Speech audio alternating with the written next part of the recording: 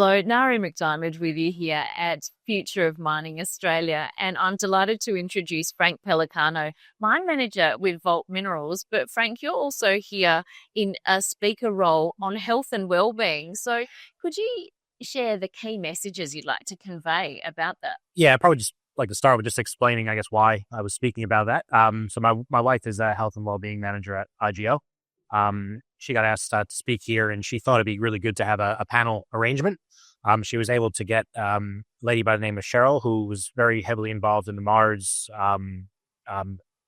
research that the government of Western Australia did, as well as I believe it was one of the universities.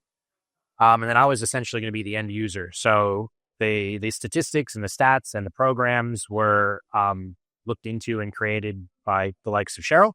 Davina then took that information. My wife took that information and created programs to give to mine sites. And essentially, I was the end user with these types of programs to, I guess, get it out there and give feedback on what works and what doesn't.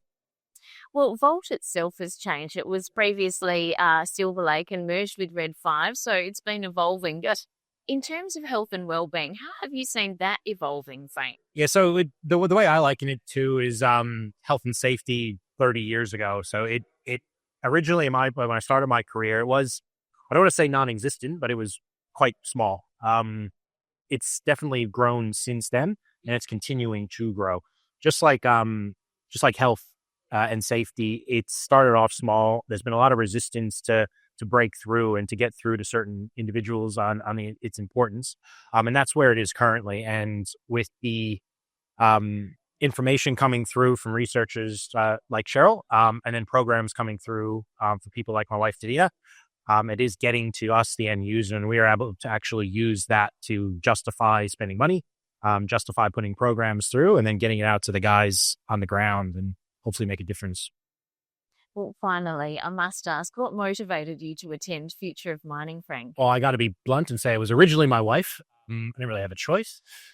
Obviously, it was. I thought the panel idea in itself is great because having one of the three of us presenting in isolation just wouldn't, I don't think, have gotten the point across the way three of us did.